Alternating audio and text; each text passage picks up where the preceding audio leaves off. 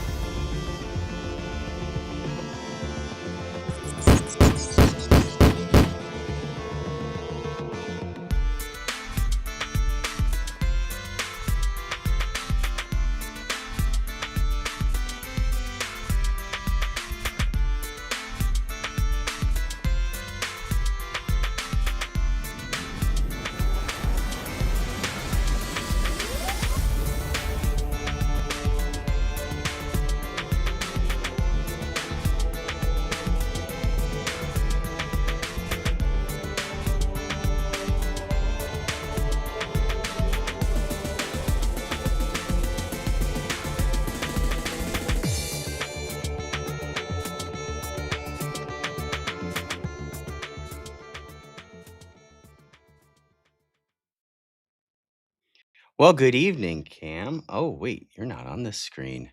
I need to add Cam to this screen. How dare me not do that? Now you can talk. Good evening. How's it going? Oh, it's been a week. It's been a week. Well, I had some did some exciting tabletop stuff over the weekend so far. I got to meet a potential player. I think he's gonna work out. And then I was on the phone with somebody who's doing a rent fair here in town and also likes to play tabletop games. So I think I see a whole bunch of people in the chat and everybody's wanting to know where the man of the hour is. So let me go ahead and make sure he's set up to be on that one. And we are going to bring him on. Yes. Hello. Good Thank evening. you for Hello. having me. How are you doing this evening? Well, I am primed, ready for an hour of entertainment or at least information. Okay. And I really am excited to see all the questions come in already on the comment section. Yeah. There's a whole bunch of people in there, which is good. I like seeing we had a bunch. Agile Monk, hail Agile Monk, my buddy from somewhere beyond. He said he's played all versions of Top Secret, so that's pretty awesome. Would you be And interested to know about a future version? I think we'll get to that. Okay. I think we'll get to that. And we've got my buddy Dying Breed Tabletop also there. Good to see you. What we like to do is start off. Cam has a question he likes to ask every guest. So I guess without further ado, and we didn't prep him on this, did we? We didn't No. warn him. I have no clue. Curveball at you. The answer He's is got 42. yeah, he's got 42. All right. Well, Cam, go ahead and take it and ask your question. Sure. I think this is one you'll be able to answer.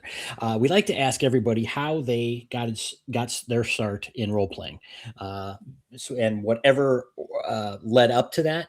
Some people say wargaming, other people it's like they just jumped in right into role playing. But however you got into it and your first experiences, we'd love to hear. Well, of course, as I reached young adulthood, I was playing Blitzkrieg and chess and war games like that with friends my age. Suddenly, I found myself at Iowa State University, October 1975. I was invited to play Dungeons and Dragons in October 1975, wound up in the basement of the YMCA on campus and played deep into the night. And my role was to pull mules. I was the guy leading the pack mules through the dungeon, and the other players wouldn't let me look in the packs to see what was there. And after doing this like twice, I decided that I was not impressed by fantasy role playing, but I was impressed by I was not impressed by medieval fantasy. I was impressed by role playing. My upbringing was all TV and movie espionage. And so it just sprang out of me as a freshman at Iowa State University, started writing.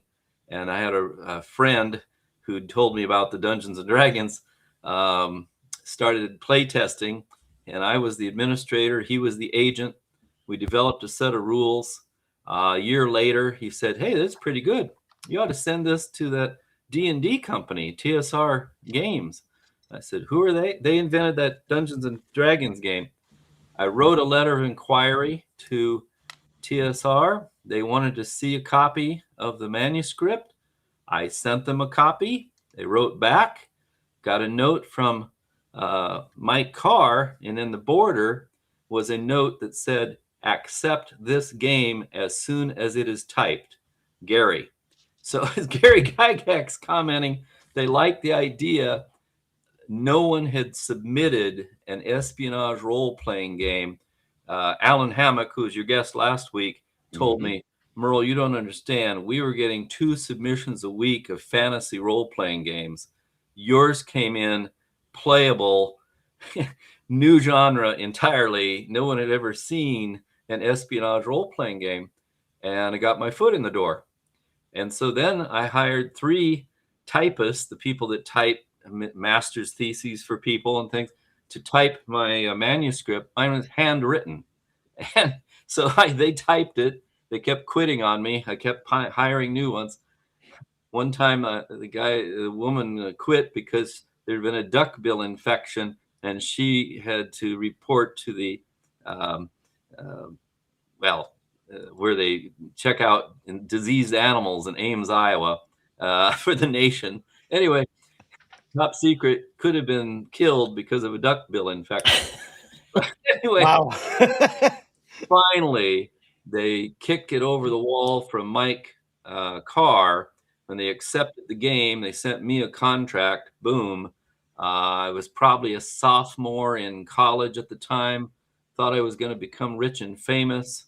Eventually dropped out of college as a junior. Went on to wait and wait and wait to be published in February of 1980. So you can imagine from 1975, 1980, editing and playtesting till they kicked it out. And Mr. Alan Hammock was the editor.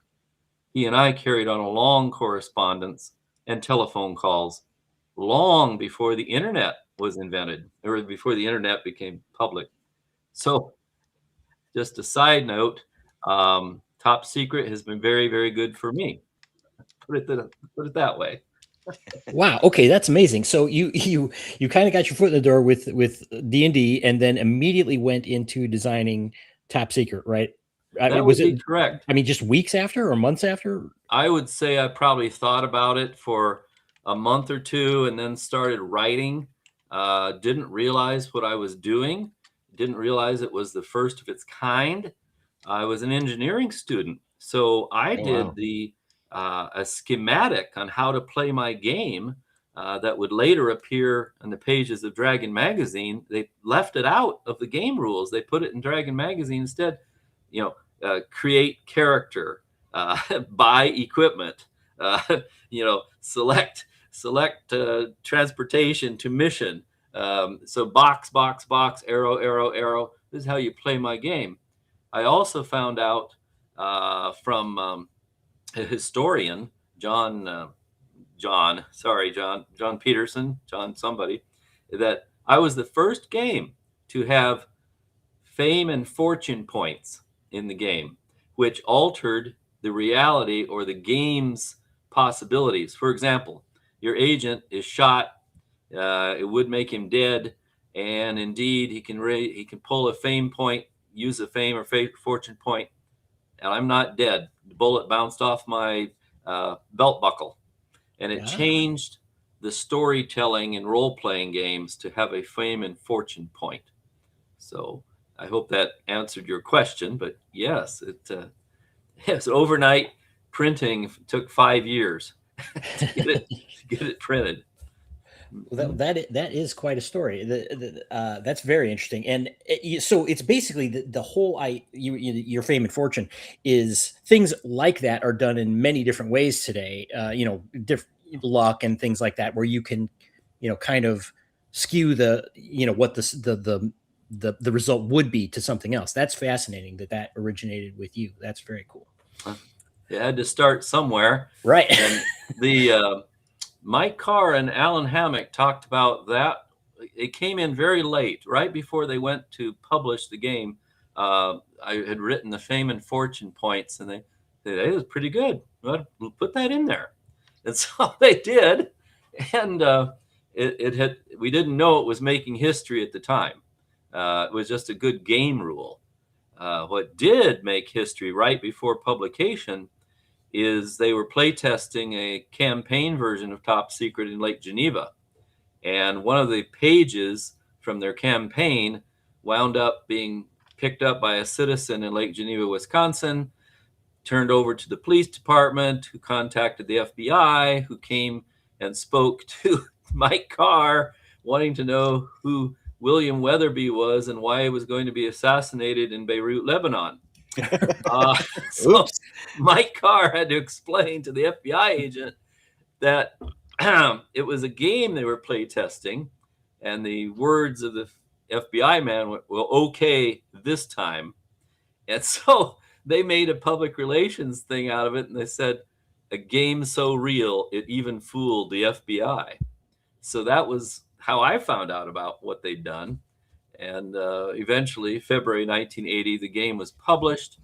Over the next 7 years or so, sold about 214,000 copies. Some people say 224,000 copies. But the point is, it sold over 200,000 copies in 7 years. At one point, it was 12% of the entire adventure gaming market. So wow. For espionage games, it didn't set the bar, it was the bar. Yeah. And it exceeded the James Bond 007 game by 3 years. Top Secret was first. So that was the good news. Very cool. So, and at some point after that, in the mid 80s, or early 80s, you actually worked at TSR full time. Is that? Well, funny you should ask. I have my resume in front of me, so let me make sure I get this correct. The game was published in February 1980. They hired me as a game designer June of 82. So we're talking 2 years and a few months later. They hired me. I worked for them for 22 months. Happened to make it to their third downsize. They missed a $40 million sales prediction by $18 million, so they had to cut 50 people every 6 months. And I and people like Jim Ward made it to the third cut.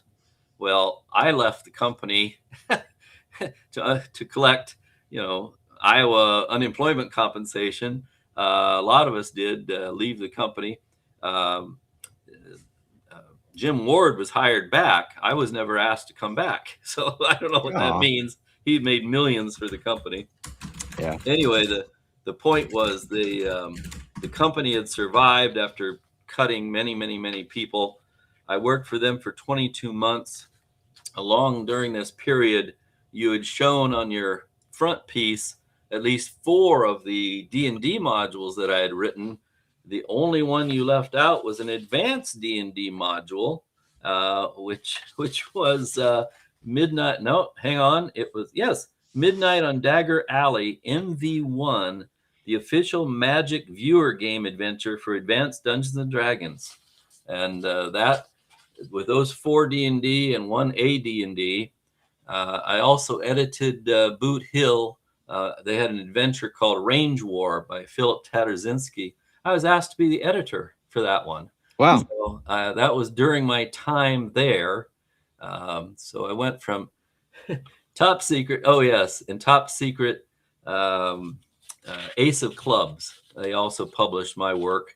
But obviously, everybody was tuned in to write medieval fantasy. Sure. And I got in trouble once because somebody had asked me at a convention, how come there isn't more top secret missions?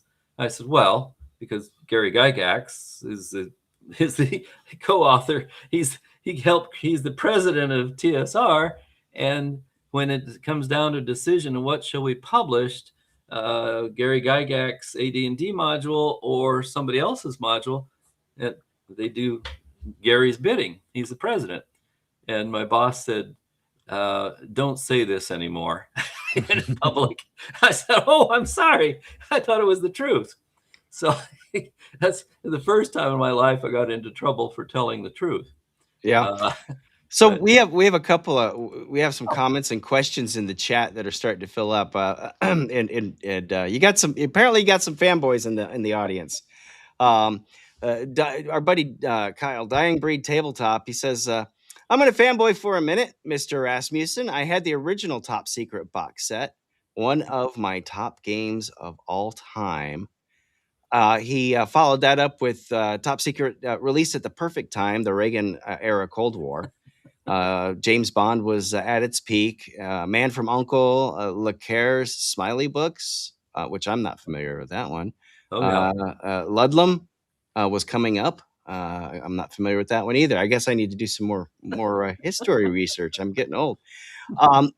Let's see here, and I guess I should have showed them here.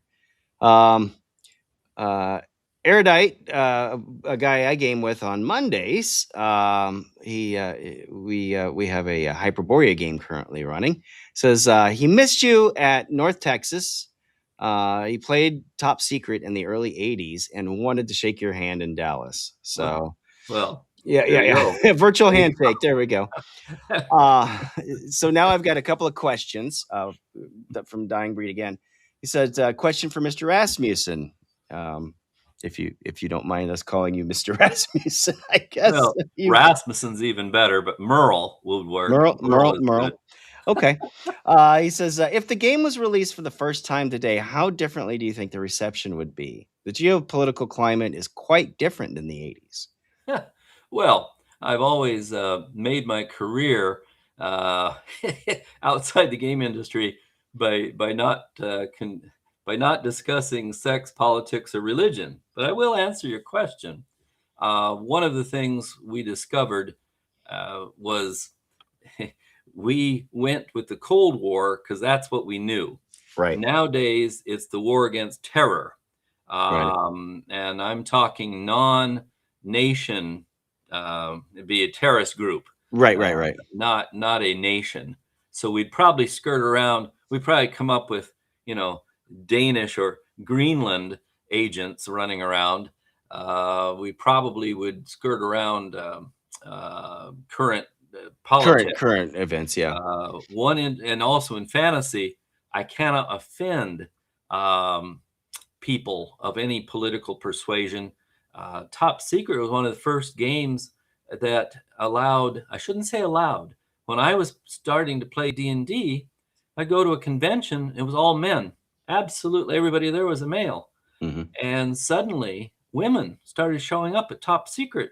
And I went, oh, wow. What is this? Because they weren't necessarily welcomed in the D&D world because that was a guy thing, but women can be spies just like men could be spies. Yeah. And suddenly I found myself, Jim Ward suggested I do a women's only game. And so I invited women to play at one of the conventions, filled the table. The women loved it because there were no men at the table except me. Yeah. So to answer your own question, the table has been open as far as I could get it. I've had people, not just women playing. I've had hearing impaired. I've had visually impaired people. I've had, how shall I put it? I've tried to be inclusive as much as possible because secret agents are inclusive as much as possible. Sure. That's one difference. Also, we've become so sophisticated. I would definitely look into lots more drone warfare, electronic warfare. Right. The U.S. Space Force The bad guys are getting smarter. We're trying to stay one step ahead of them. There are people around the world doing bad things electronically, and we need to do more in that direction. However, the secret agent still is going to be busy. I believe that the humans are the ones that they're the ones that go in where the electronics can't. And Right. You need somebody to take the tape measure and measure the device and get an accurate reading they can't necessarily see from outer space. You need a human to cut the padlock and get in and measure the thing and get back out. Right. That's Right. a simple way to say it. Yeah. He had another question. He says, as a fellow lover of espionage fiction, were you more influenced by authors like Ian Fleming or authors like, and I'm gonna butcher this, Le Carre? John Le Carre. Okay. Yes. Well, funny you should say this. Ian Fleming is the guy I read and the movies I watched. John Le Carre, Smiley, Agent Smiley, played by Obi-Wan Kenobi. Who's the Which one? actor? Which one? The first Alec The Guinness. one. original. Yes, episode 4, I believe it was. Okay. Anyway, the point is, Alec Guinness Alec Guinness, yeah. played George Smiley. George Smiley was British agent. He was up against a bad guy on the Russian side. They did a prisoner exchange on a bridge. The bad guy asked for a smoke, for a light. Smiley gives him his lighter. He lights his cigarette. The two agents, they exchange, go back. The bad guy steals Smiley's cigarette lighter in the exchange. It was understated, far more gritty, gritty, as opposed to cinematic. And so now we have cinematic, which is the Bond group, and Right. even what's his name? He's drives very fast. He drives cars all the time. He's fast thinking. So that's the cinematic side, and then we have the Smiley. The other group, The one that very, blends very in, is it gritty, a blended? realistic, Yeah. tough guys. At one point in the Smiley movie, bad guys, just thugs in the street, jump on his car and break off his windshield washer, his windshield wipers, and he leaves. He doesn't fight back. He's a timid guy, but he's Yeah. like the head of the security department. It's much grittier. I always thought it would be interesting because Bond kind of is that suave debonair guy, regardless of which one. And whereas of course Maxwell Smart was the one that was just always looking into things. And I presume that you've had players that have done both. I guess my first question that I would want to ask, and this is might put you on the spot here. You might know where I'm going, but which Bond was your Bond? Your favorite Bond? Well, most of my votes are going to go for Sean Connery. Absolutely got my attention. I was, of course, a fanboy at probably 12 years old. I'd have to do the math. When his first movie came out. I want to say not the first movie, Goldfinger, whatever, Dr. No, whatever it was.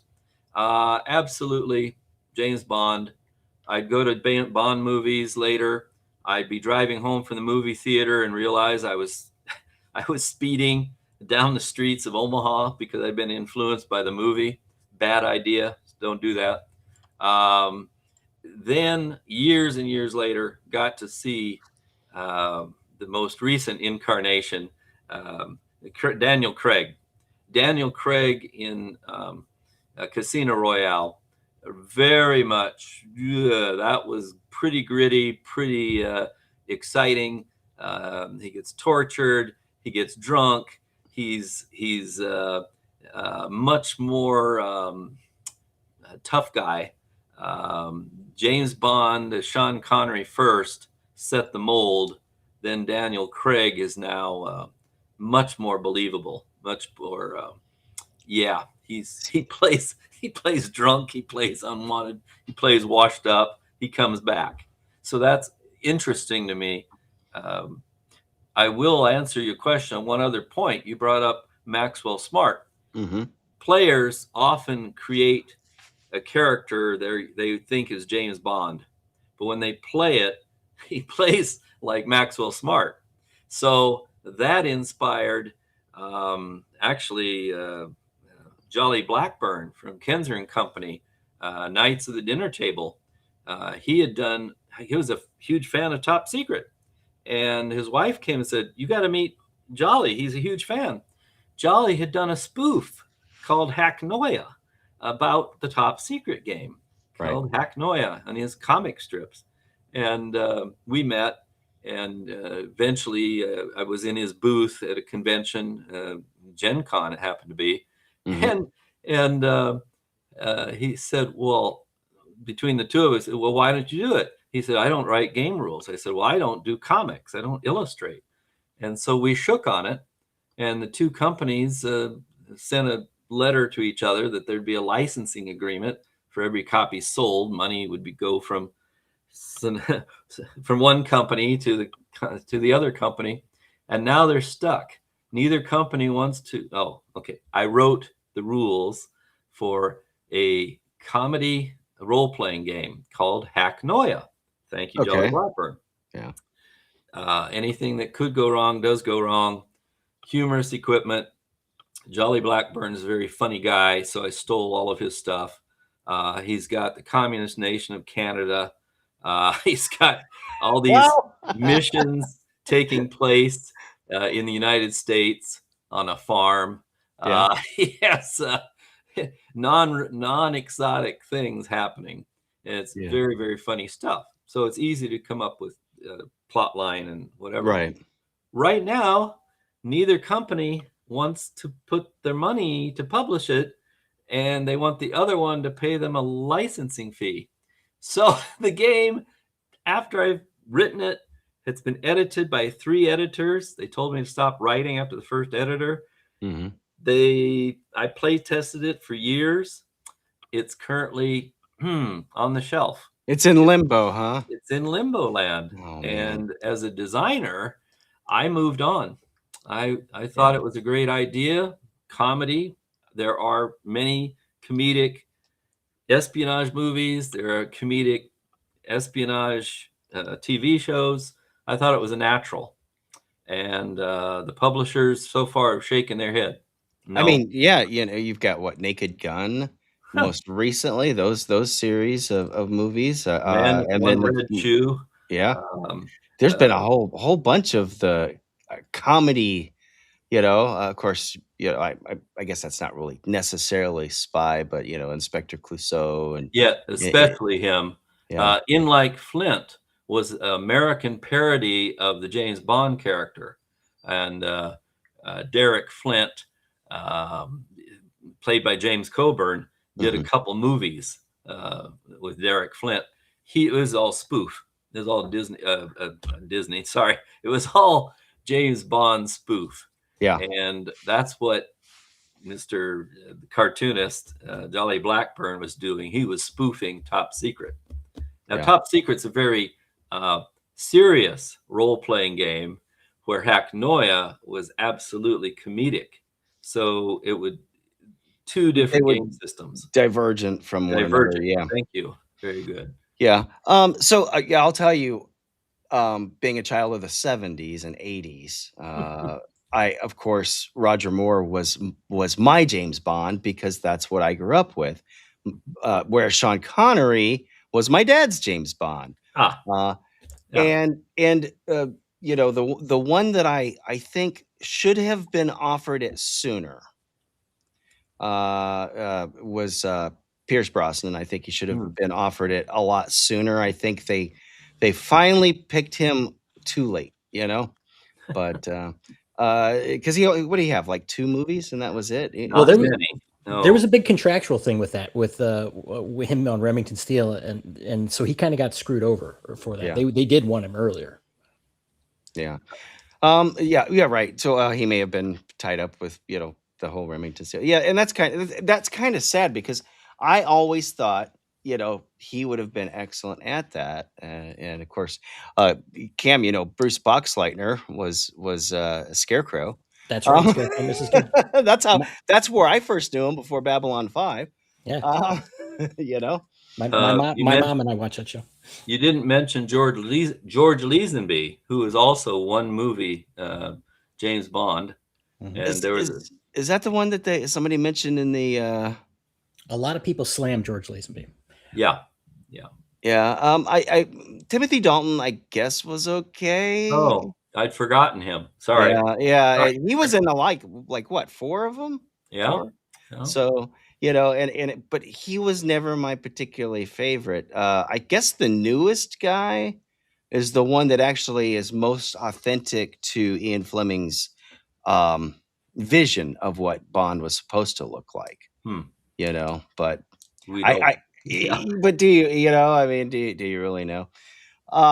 So I mean, there's still a big thing.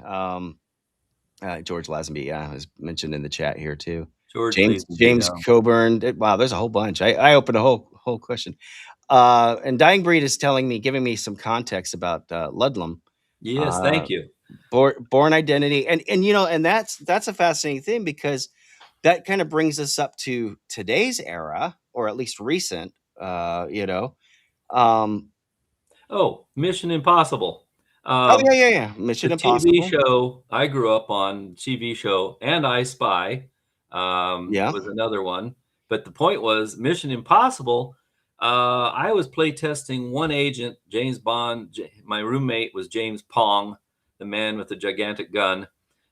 He he eventually, his character, he would do something, and I'd have to write a rule to cover what he was doing. But it was developed with one agent, one game master. Yeah. Mission Impossible inspired the team approach, Yeah. which appeals to role players. Small group. You need a small group of agents to go in. Unlike D&D, where the more characters, the better you're likely to survive against the Right. attack of the whatever. Right. In espionage, one agent, 2 agents, 3 agents, small group, and most role-playing groups are a small number of people. Right. And so the game caught that small group vibe, and instead of slaying the monster, you snuck around. D&D players would shoot at anything that moved. Right. Where top secret players sneak. Don't be detected. Don't shoot your weapon. It'll tell everybody where we're at. Sneak. Do the mission. Sneak back out. And that was a way different way of thinking for role players, especially D&D role players. Yeah. Yeah, I could see, and you could each have your specialties too. So, where, you've got a code breaker or, somebody who's really tech savvy. You've got somebody who's got that high dexterity and is able to drop in on a wire and, and get into these secret. I could definitely see small team stuff. I'm just thinking I've kind of have some of the Mission Impossible scenes that you see running through my head right now. But there's been a lot, kind of a resurgence almost in the secret agent genre. And what about top secret today? I guess we should bridge into that because tell me all about it, because I think I hinted at it on the. It's been released, but I can give you more details.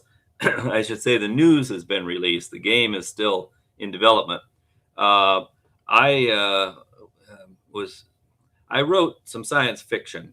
I wrote Rasmussen's Planetarium, which is generic planets with creatures on them for any science fiction game system.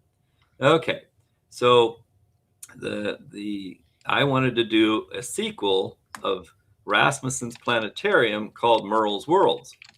and Frog God Games, Bill Webb politely informed me that they were switching to no science fiction. They were going to go with fantasy only because of AD&D version 5. And so, no, they weren't interested in doing a sequel. So I was trying to farm out Merle's worlds around different publishing companies. And suddenly Joe Block said, "You need a game system and you've already got one." And I said, "Yeah, it's espionage." He said, "Yeah. Have you considered espionage in space in our future?" And I went, you have a point there. In fact, Solarian Group had done a little booklet on how to design your own role-playing game using their Lucky 13 game system. And I took a look at it and I went, uh, Joe Block of BRW Games, he had it right. And he said, we could call it Top Secret 2150. And I said, Spies in Space. And suddenly we started writing. I started playtesting at conventions just in January 2026. Playtested again at other conventions, even one more recently. And the players get it. You're playing, oh boy, you've left the solar system that we know, and you're traveling out into outer space. And members of your crew may or may not belong to a secret agency, and you have an overt and a covert mission. And your overt mission, like Star Trek, is to explore strange new worlds and planets and black holes and all these exoplanets. We found 5,000 of them in outer space. Your job that's your overt mission. You are a science officer, an engineer, a doctor. You get the idea. You now have a covert side of you that has covert skills. These guys had science skills and other skills. Then we have the covert skills and the covert missions. Your job, this mission, is to find out who else is on board with you, who they are, what their background is. Your mission is to find out if the aliens have been activated by the Artificial Intelligence Liberation Army, and which members of the crew are members of the AILA, the bad guys. Right. And oh yeah, there's space pirates and space Vikings and space zombies and aliens aboard spacecraft and things for you to encounter that are science fiction. The difference is I am using hard science fiction as much as possible. Right. If I develop a planet where you have people breathing chlorine, what could they exist in an oxygen environment of your ship? Or do they have to wear a chlorine concentrator, that type of thing? So I'm trying to do some hard science fiction with hard espionage. Okay. And you're probably thinking humans. Well, let's throw in a few non-humans. You've got to have characters. We'll give you one. Octopod. Gee, he needs to breathe water. Oh, but he can sometimes leave his water environment and breathe oxygen. Okay, so you could have octopod characters. You could have a human feline hybrid known as a felid. Gee, looks like a humanoid cat. This is for all the cat lovers out there among the role-playing gamers. So now you have 9 lives. Now you have quick reflexes. Now you have a wonderful sense of sight in the dark. Keen sight and Yeah. Now you're beginning. So you have science fiction, and one other thing would be the humanoid similarities. What I mean by that is you might be a secret agent, science officer, felid, but are you a robot? Are you an android? Are you a cyborg? Are you human? And so now I've got 4 different levels. By doing that, I have hundreds of character possibilities by having 4 different sections of the character record sheet. Just thought I'd throw that out there. Now, you can do heavy science fiction, you can do heavy espionage, you can go space opera if you like, but the game rules had just written themselves. And what I mean by that, they flowed.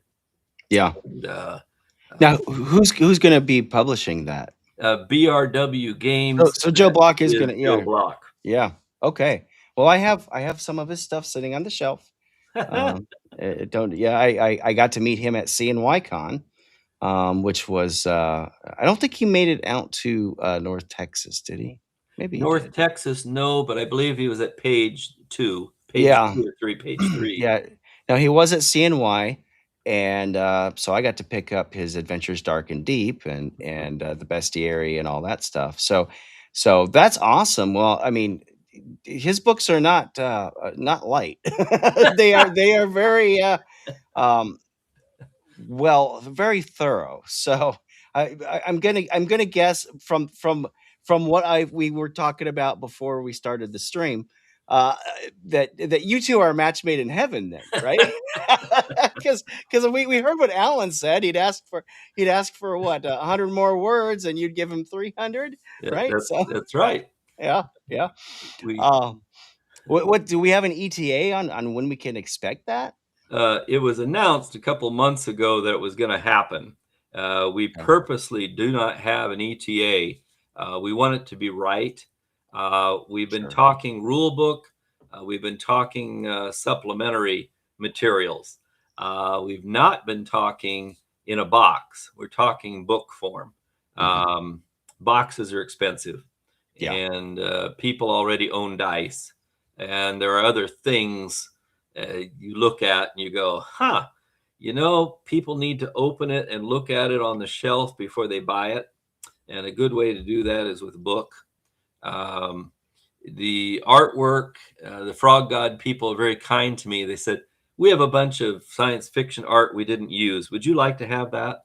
Well, yes, I would. I would like to have that.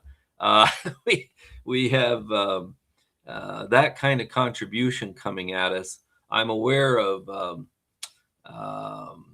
another company in here. Solarian is giving their blessings on it because we're going to use their Lucky 13 game system. So that you could take your Top Secret New World Order character and move him up 150 years, and now he's playing Top Secret 2150. So we're being we look back, oh yes, and all the equipment would work. So anything that was in Top Secret 2150, anything in Top Secret New World Order would work in Top Secret 2150. Okay.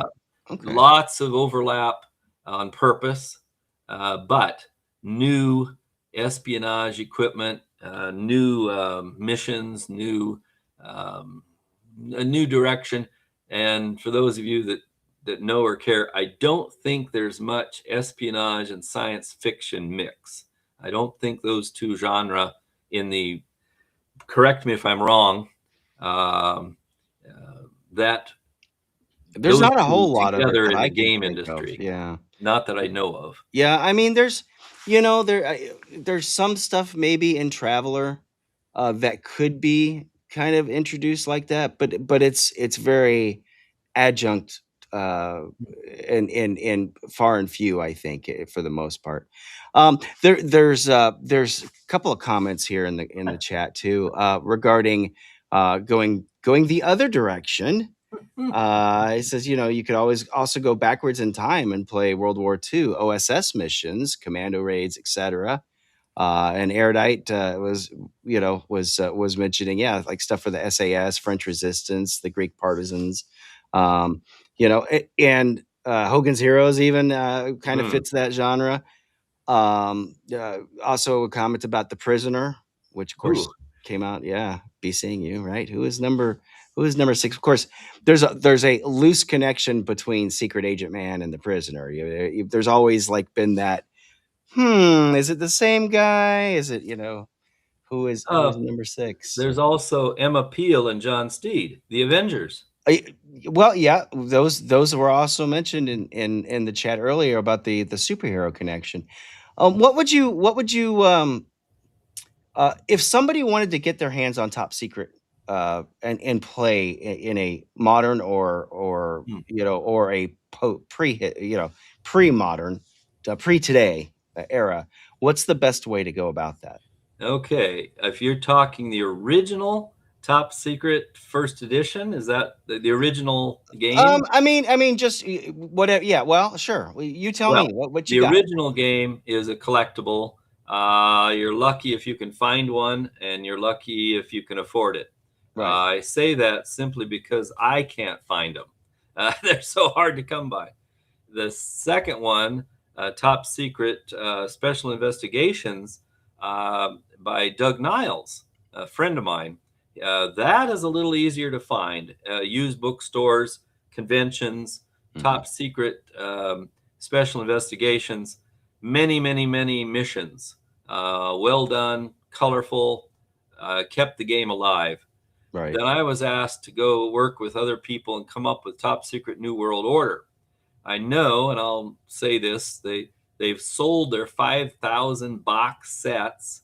They have many, many. They had hardcover books that sold out. They had what's it called? Electronic, not a print on demand, electronic version.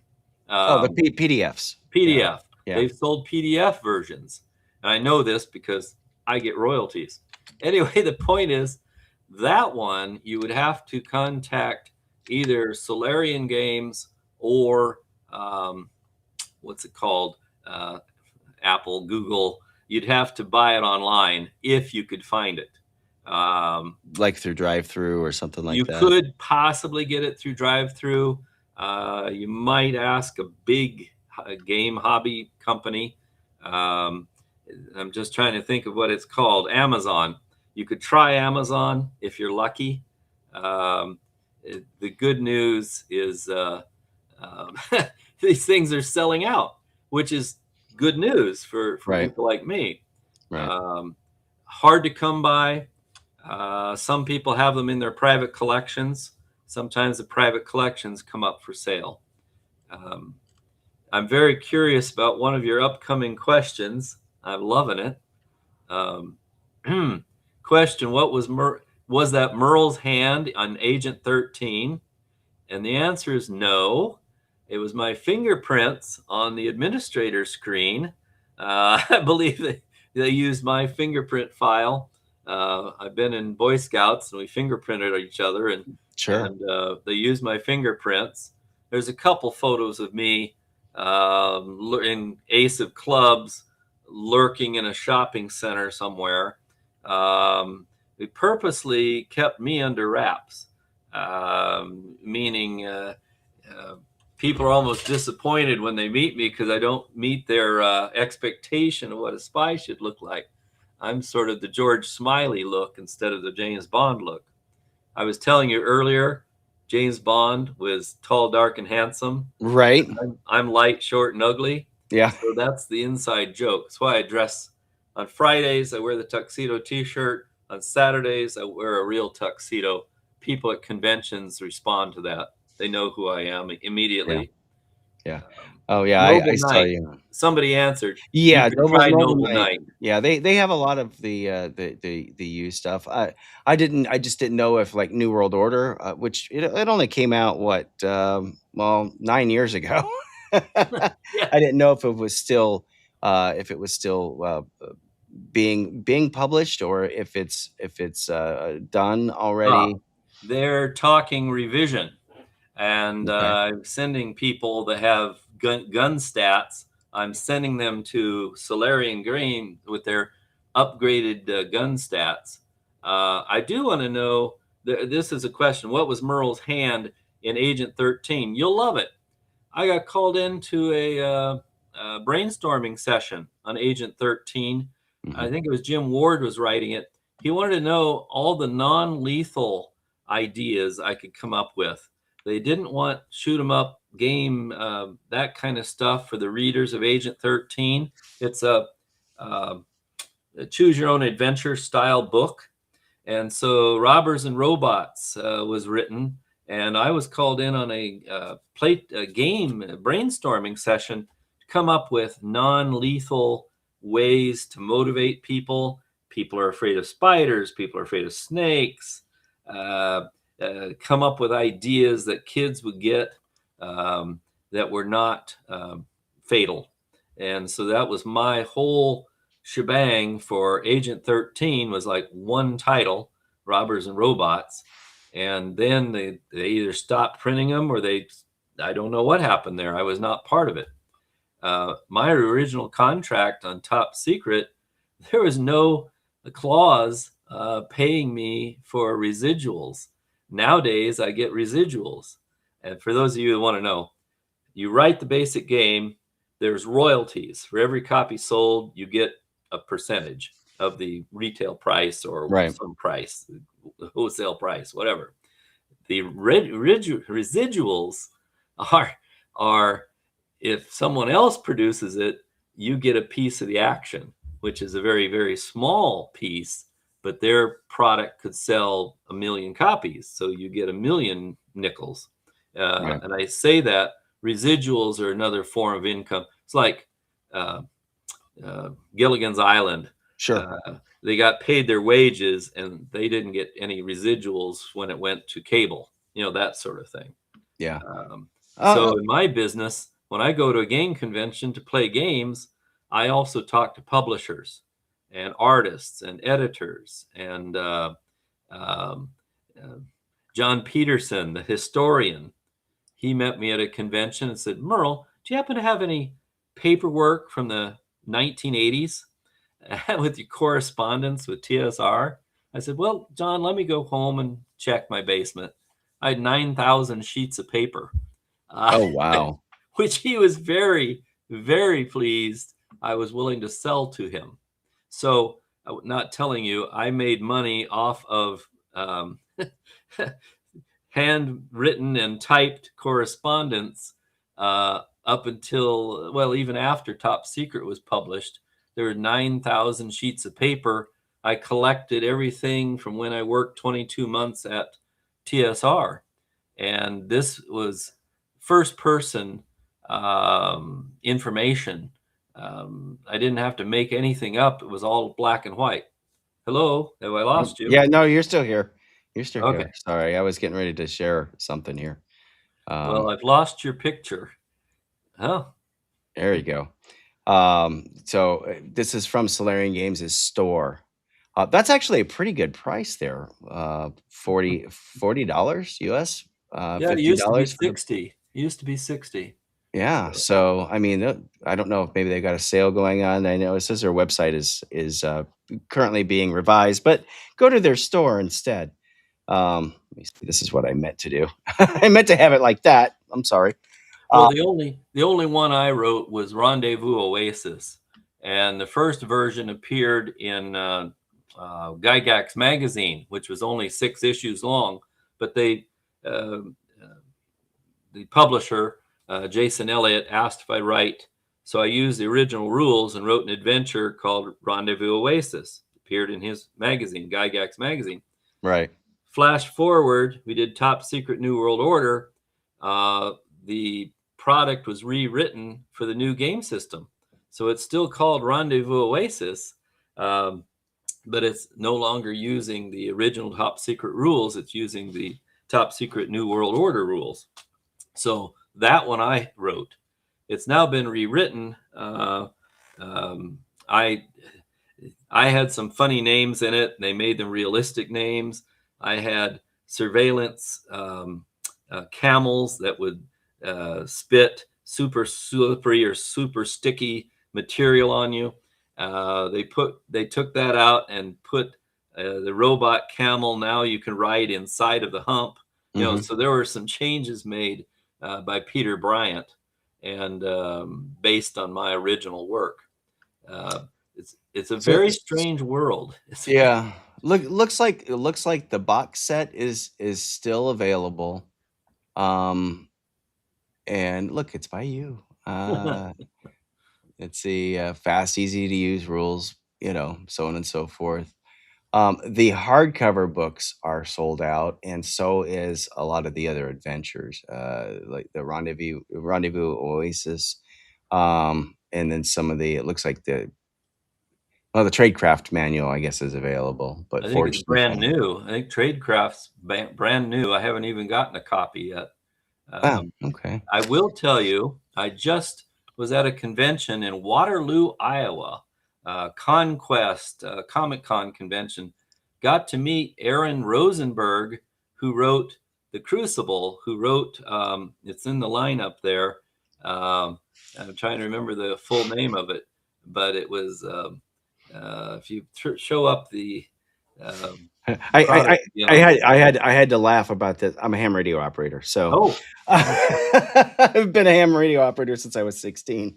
Um, so, that's funny. so the fact that's actually featured on there, I got to get these Solarian Games guys on here. Yes. Um, Forged by Fire. That was Aaron. I've just lost his name. Rosenberg, Yes. yeah. Aaron Rosenberg wrote that. I just met him a month ago, not even a month ago. We actually met for the first time, and he was very gracious. We went out to supper together, had a good time. But it's funny, you don't. I meet people at conventions and they've worked on stuff and I didn't know. And I said, oh, yes, I use your player characters from that for non-player characters in my convention stuff. And he was flattered that I used his characters in my product, in my playing. Yeah. And so Yeah. you beg, borrow, and steal stuff from people. Yeah. Erudite. Also, Oh, you said something earlier about types, like a ham radio operator. mhm. Originally, there were investigators, confiscators, and assassins. We added technician. By the time the game developed, there were many, many, many subsets of character types. And a ham radio operator must be a specialty. Yeah, I like it's funny that it's on the the page there where it's, I just was like, what, really? Awesome. Well, of course. And that wasn't the Forged with Fire, that was the other one. But would you like to see them continue printing, having new printings of it, I presume? I mean, Oh, well, they should upgrade the equipment and the weapons because that technology keeps changing. They right, can change some of the areas of knowledge. Now they're called skills or whatever. right. The genre can keep breathing. I see somebody talking about a hijacked cruise ship. When get his name right, when Mike Carr and Corey Kobernick wrote Operation Rapid Strike, they had agents paragliding onto a cruise ship. Well, they had gone down the street to the travel agent in Lake Geneva to get a map for a cruise ship, and they got the maps and they reproduced them for the ship in their mission. Come to find out, the maps they used were from the Achille Lauro. Mhm. And in real life, terrorists landed on the Achille Lauro and threw a man in a wheelchair overboard. I remember that. That's scary. Another parallel was I wrote a mission where the terrorists had they risked putting carbonophage microbes on the leading edges of the space shuttle unless their demands were met, $1 billion. Sure. And I sent it in and I got message back from TSR, Merle, we are accepting your mission, your top secret. It was an expansion set, probably companion. Mm-hmm. But we're going to sit on it for a year. The real space shuttle had just exploded in outer space, which is tragic. Well, was this the Challenger, or was this the This would have been the first So it that was the Challenger. exploded on the way up, I believe, not on the Yep. way down.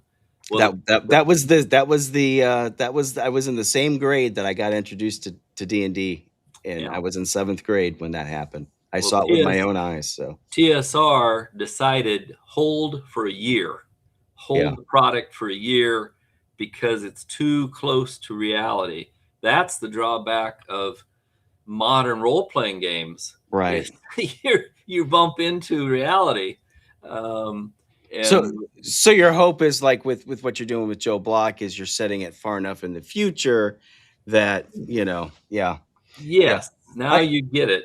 And yeah. we sure like to sell it for another 100 years before it's out of date. Right, Uh, right. Well, I mean, I'm planning on living forever. So far, so good, right? You know, it's don't think it's gonna funny. happen. Um, I followed Fleming in using bad puns for the names of his characters, Right, and James Bond was supposed to be the most boring name he could find. James Bond. That's pretty boring.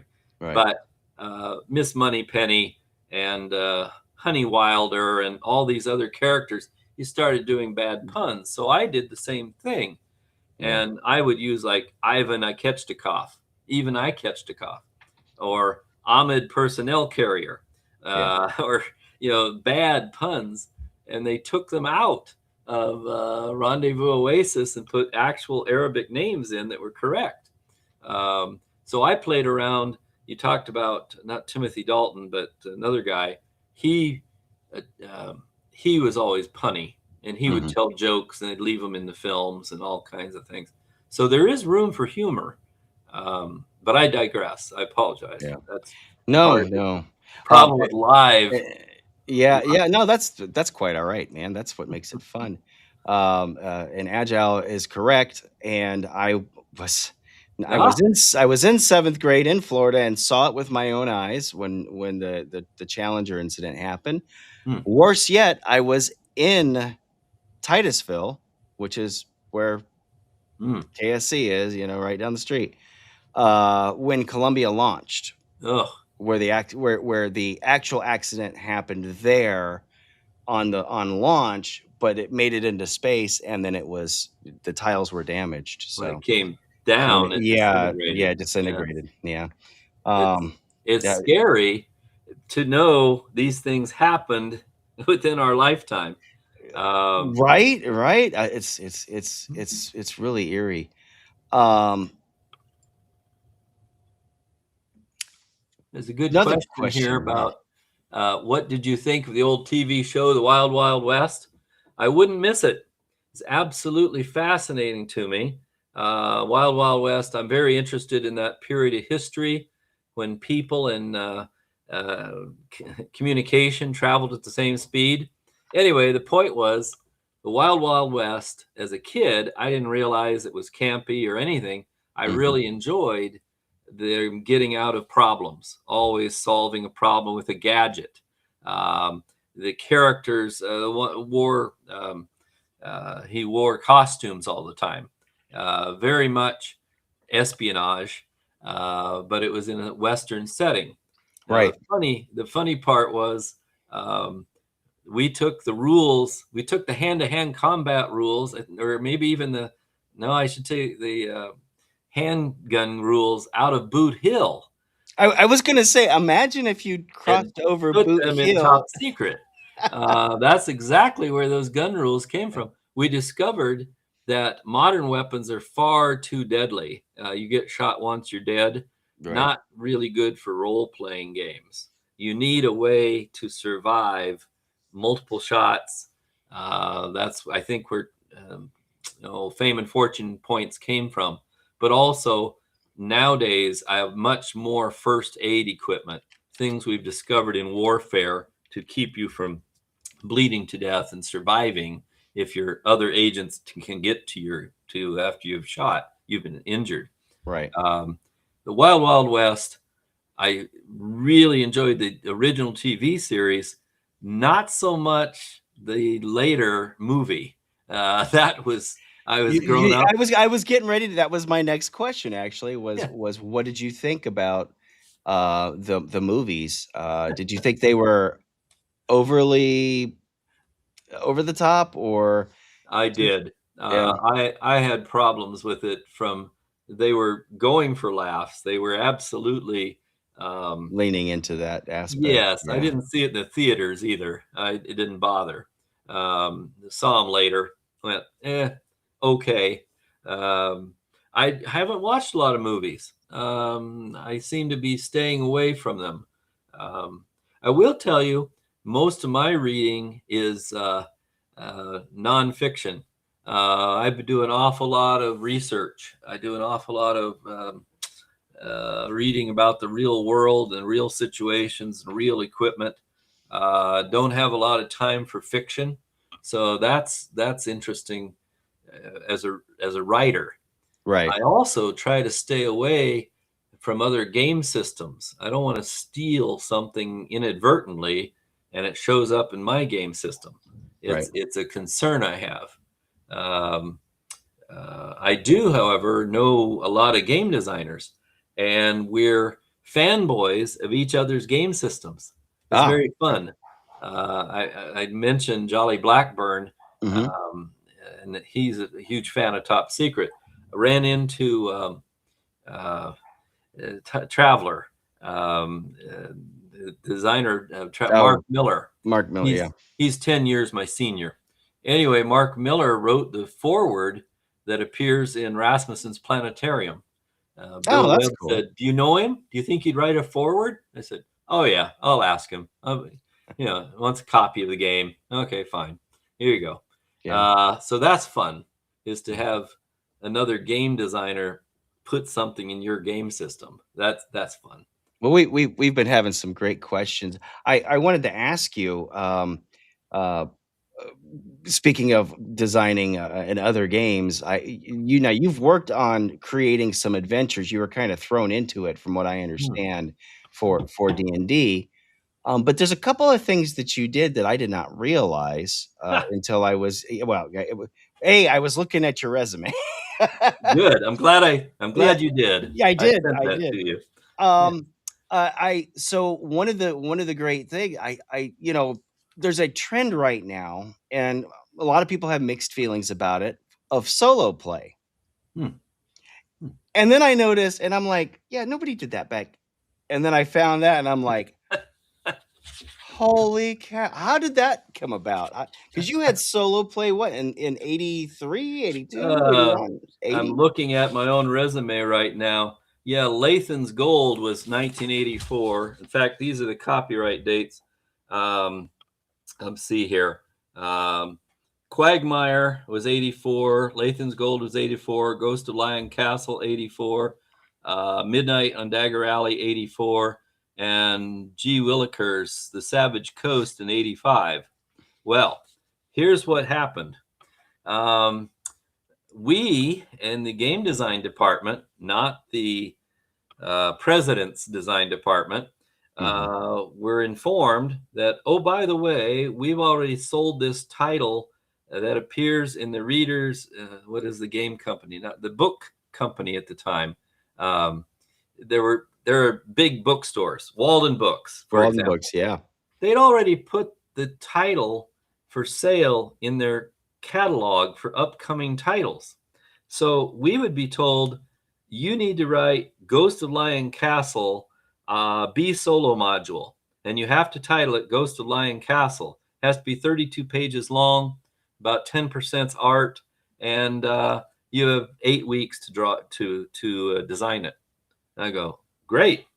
I have to learn how to play D&D now. I have to know how to design. Right. So I wrote the first B solo, meaning BECMI, Yeah. basic, expert, companion, MI, whatever, immortals is the last. Immortals is the Yeah, but master and BECMI. yeah. So I got a copy of the rules and said, well, let's see, if you have one character and he's got to go through a castle, okay, we got to have a ghost show up. So I literally thought of a giant castle shaped like a lion. And so I drew that on graph paper and eventually produced the Ghosted Lion Castle, B solo. Well, then they said, that was great. Now can you do X solo? Do it again. Now this one's X solo, Lathan's Gold. Yeah. And Lathan's Gold was an official solo adventure for Dungeons and Dragons. And so I'm writing this stuff, churning it out. And at one point they said, that was great, Merle. Now can you do 32 pages in 7 weeks? And now you've done that in 7 weeks. Can you do the next one in 6 weeks? Yeah. Because they were up against publishing deadlines. Funny, I had suggested, let me get the name of it. Not Lathan's Gold. Oh, Quagmire of the Swamp King was my title, and it got shortened to Quagmire, Expert Game Adventure for Dungeons and Dragons. Right. And let's see, Ghost of Lion, Lathan's Gold, Ghost of Lion Castle. I got to edit Range War, which was originally titled the McCloskey-Woolschmidt War, and I suggested as the editor to shorten it to Range War. We had the Savage Coast, wound up with my wife working on it, Jackie, and then Ann C. Gray was an editor. She finished it. I was more or less booted out the door with 49 other people. So there was unfinished work. Was that the Great Purge or that was the third of 5 purges? Okay. 50 employees each time, Right. 6 months apart, which does terrible things to company morale. Oh yeah. Especially if they say we need one editor, one artist, one designer, one this, one that. So it's spread all over the company. So you'd lose friends. And my biggest issue was, can I still collect unemployment compensation when I move back to Iowa? Right. Yes, you can. What's funny is a lot of these were being held up, not being published. And so once I was out the gate, once I was no longer at TSR, all of these came out at once. And I went like, wow, they could have done this better if they didn't publish them while I was working there. In fact, I was just trying to look here to see, I was there till April of 84, and most of them were published in 84 and one in 85. Yeah. So there was a whole stack ready to come out all at once. That was a problem at TSR, and I was not the only one that was experiencing this. Right. And looks like our buddy Kyle, Dying Breed Tabletop, is got to go. He's got work. He's got them banker hours thing going on now, so he's got to get up early in the morning. But and I don't want to keep you too terribly long. I know I'll go as long as you want, but I know my co-host Cam, who's kind of on the quiet side tonight, is. He's got another show to do at 11, so in about 45 minutes he's got to be on that. But any things coming up that you'd like to make mention? You already did mention the BRW Games thing with Joe Block. What else do you have coming up? Well, convention wise, I've got 2 things coming up. Let me find it for you so I don't say it wrong. I will be a guest at the 2nd annual Wizard Con 2, Battle Creek, Michigan, October 9th through 11th, 2026. I will be a special guest at the 13th annual Gamehole Con in Madison, Wisconsin, October 15th through 18th, 2026. I have to respond by August 8th if I'm going to be at GaryCon, which will be next year, 2017, 2027. You got 6 days. Yeah, I got it, but I need to RSVP. I don't have to have my stuff sent in yet. Yeah. And I generally attend the North Texas. I was going to say that the GaryCon is held in March, and North Texas RPG is held like the last week of June each year. I recently appeared, Merle Rasmussen, The Dungeon Went Underground, an article with 400 others in the most influential tabletop game icons. It was AI content posted on Facebook on July 5th this year. So I don't even know how to find it again, but no, it's on there. They're doing a story on most influential tabletop game icons, and it's written like by artificial intelligence, but they've got a picture of me and then it's big long story about stuff we didn't talk about tonight. Yeah. Let's see here. Joe Block was at Gen Con, and so he owes me an email. If you're watching, Joe, send me an email. I've got stuff sitting on his docket right now. I'm working with a company, Zeppo Publishing in Milwaukee. We're doing 1,000 word adventures, and that is D&D based. I should say medieval fantasy. Don't have a title yet, but it's a 1,000 word adventures. It is an urban setting for your medieval fantasy role-playing system. And in other words, it's generic. Yeah. And each Castles and Crusades, Shadow Dark, you name it, it'll help you. Yes, we're trying to be generic. And the point being, if you wander into a small town, what are the businesses? Not so the murder hobos can kill everybody and take their treasure, but rather, where do I buy my cheese? That kind of thing. Well, apparently in Lake Geneva, you can get it at the. Yeah, you heard about that, right? No, that one I did not hear about. No, where can you buy cheese? The former museum is now a cheese shop. Oh. Why not? The Dungeon Hobby Museum is now a cheese shop. Actually, I thought it was a chocolate shop, but that's okay. Well, that's the story that I heard. Yeah, is like people went by there and it's like, okay, they sell cheese now.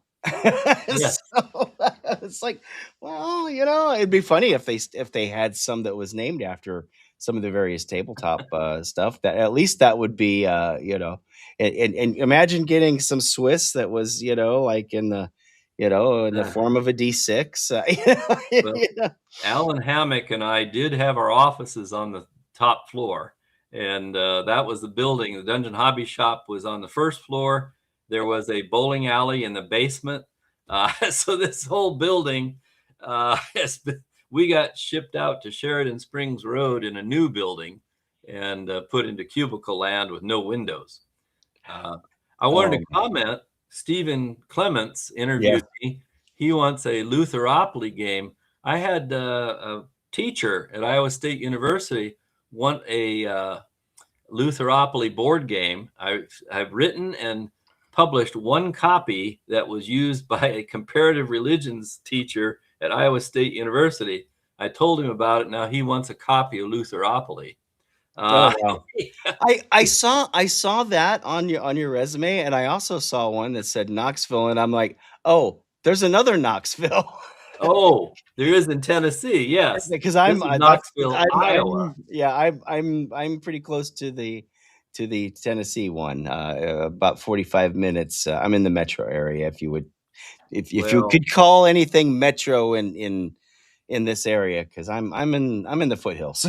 So. Open wheel racing, sprint cars. The Sprint Car Hall of Fame is in Knoxville, Iowa. Which, in case you want to know, there's a fairgrounds.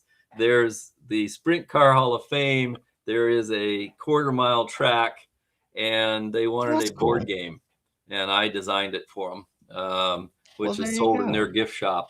So it's the only place it's sold is in their gift shop. Right. Yeah, I'm surprised. Well, there's probably is a not. You see a lot of the Opoly type stuff with various but well, man, it's fun. It was. I would love to play in one of your games one of these days. Hopefully. I hear they sell out or pretty quick though. Is that those tickets go before they're even announced that they're up? They're gone. Well, there are some people that have very fast fingers to get into my events. Yeah, and some people absolutely look for my events, any one of my events, to get Yeah. into it, which is wonderful.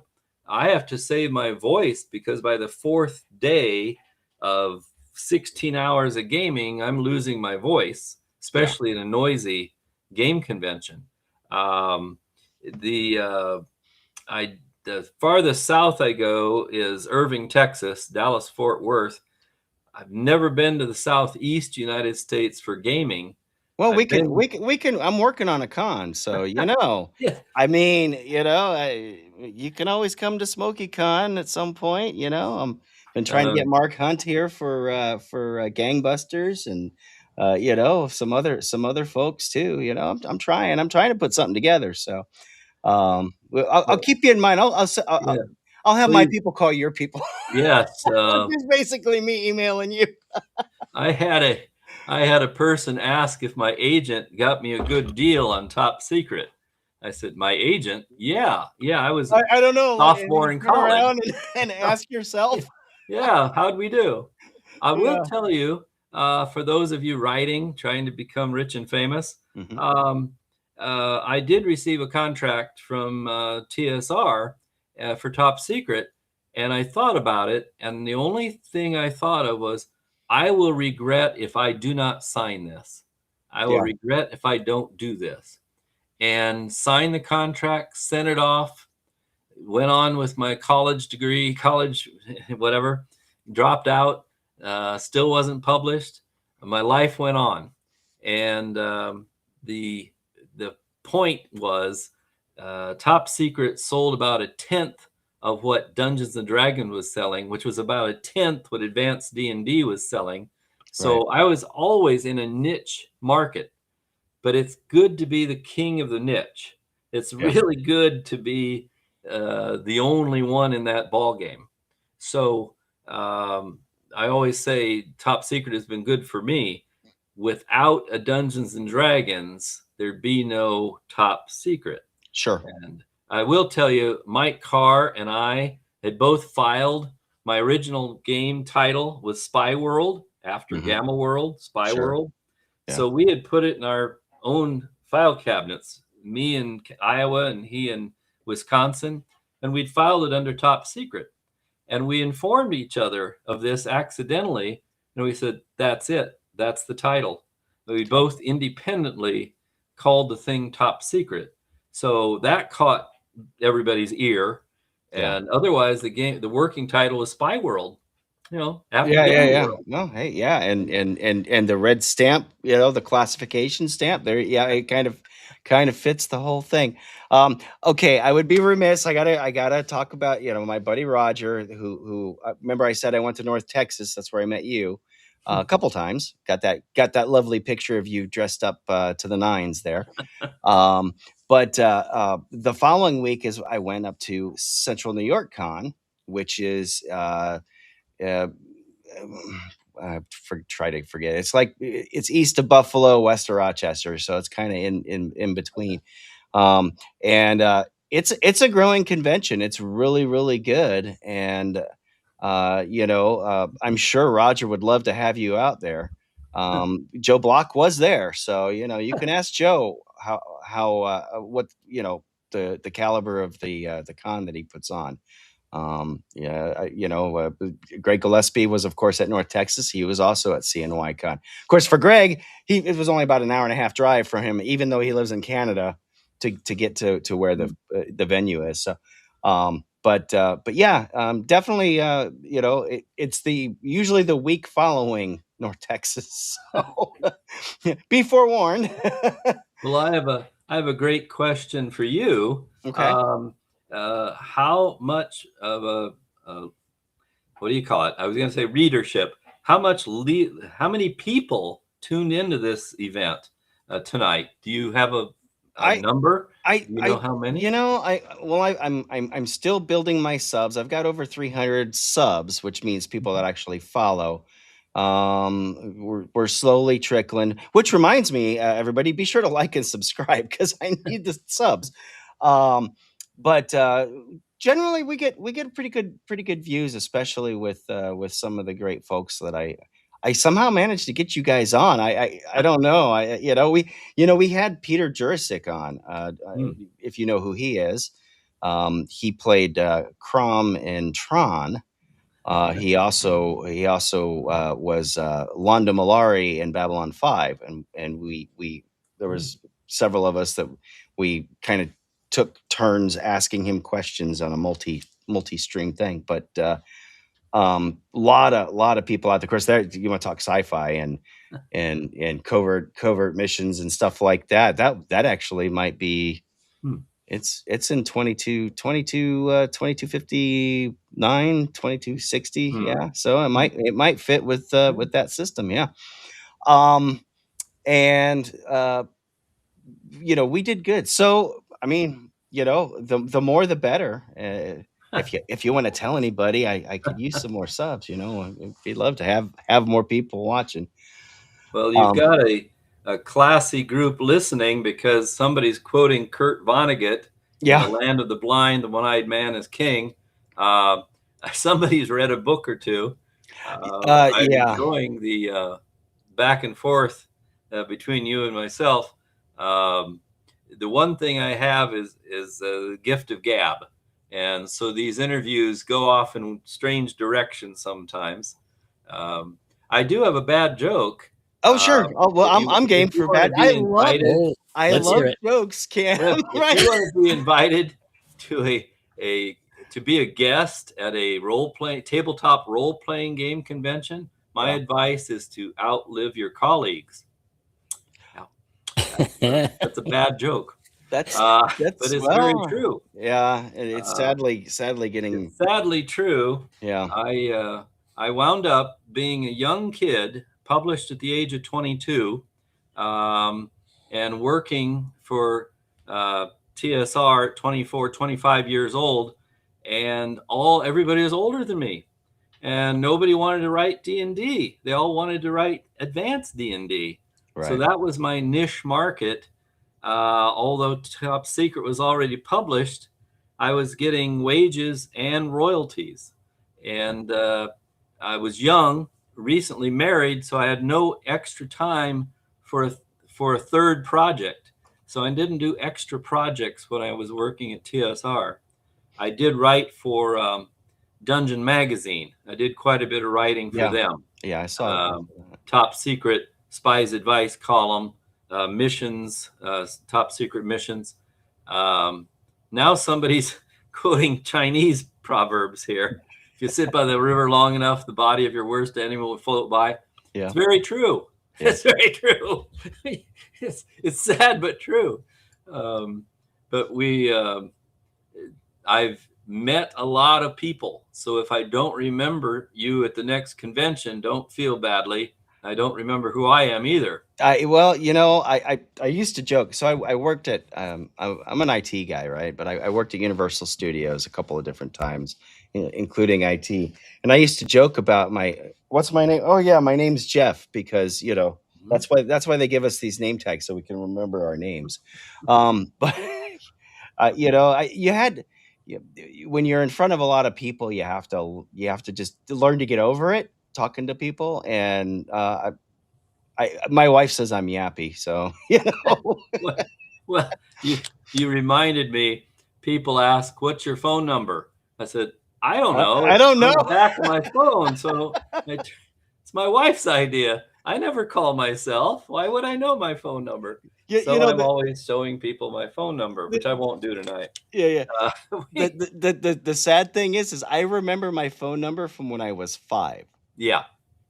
But I always have to think about it for a hot minute before I can, when people say, "Hey, what's your number?" And I'm like, I don't know if it's something that just happened at some point, and maybe it's the cell phones. Everybody got a cell phone now. The numbers aren't the same. I remember my grandmother's phone number, and these people are long passed away, and it's just, I remember my complete address from being 5 years old. But I can't remember. I'm like, what was the address of that one place I lived at when I was, So. Well, for those of you that want to know, I just turned 69 years young in June. Thank you. Happy birthday. Happy birthday. And I remember party lines. My aunt and uncle were on a party line, and the phone would ring, and no one at their house would answer it. And I said, "Aren't you going to answer the phone?" They said, "Oh no, that's not our number. Ours is 2 longs and a short, and that one was 2 shorts and a long." And I went, "What are you talking about?" So now tonight we're talking.